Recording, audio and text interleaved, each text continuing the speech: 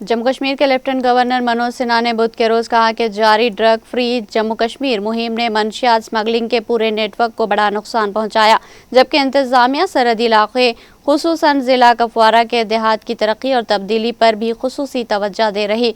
कपवारा के सरहदी इलाके के दौरे और पदयात्रा में शिरकत के बाद सोशल मीडिया प्लेटफॉर्म एक्स पर अपने पैगामात में लेफ्टिनेंट गवर्नर ने कहा कि मंशियात फरोशों और स्मगलरों के खिलाफ मुसलसल कार्रवाइयों से नार्को टेररिस्ट नेटवर्क कमज़ोर हो रहे। उन्होंने कहा कि आज कपवारा में ड्रग फ्री जम्मू कश्मीर मुहिम के तहत पदयात्रा में शिरकत की और अवामी इज्तिमा से खिताब किया।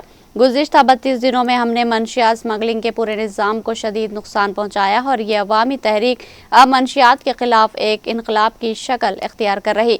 मनोज सिन्हा ने कहा कि इंतजामिया ने मंशियात फरोशों और स्मगलरों के खिलाफ सख्त कार्रवाई शुरू कर दी है ताकि इस नेटवर्क को मुकम्मल तौर पर ख़त्म किया जा सके। उन्होंने मजीद कहा कि हमारी मुसलसल कार्रवाइयों से नार्को दहशत गर्दी के नेटवर्क तबाह हो रहे।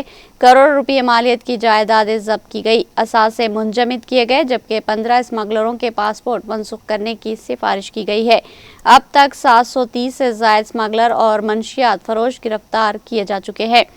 लेफ्टिनेंट गवर्नर ने कपवारा के सरहदी देहात में बुनियादी ढांचे को मजबूत बनाने और नौजवानों के लिए बेहतर मौके फराहम करने के अज़्म का भी इआदा किया।